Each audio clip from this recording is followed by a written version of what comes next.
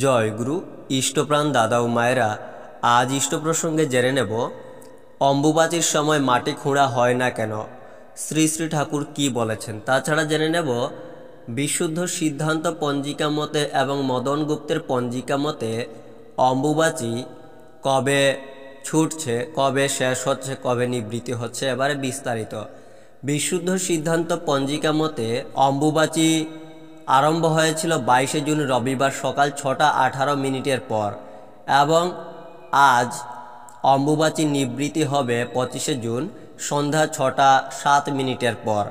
মদন গুপ্তের পঞ্জিকা মতে 22শে জুন রবিবার অম্বুবাচী আরম্ভ হয় দুপুর 2:58 পর এবং অম্বুবাচী আজ শেষ রাত্রি 3:11 পর নিবৃত্তি হবে, ছুটবে। অম্বুবাচীর সময় মাটি খুঁড়া হয় না কেন, সেই সম্বন্ধে কথা উঠায় পরম দয়াল শ্রী শ্রী ঠাকুর বলেছেন, পৃথিবীটা যেন প্রকৃতি অর্থাৎ নারী, আর অম্বুবাচী যেন তার ঋতুকাল। মেয়েদের প্রত্যেক মাসে একবার হয় আর পৃথিবীর হয় বছরে একবার।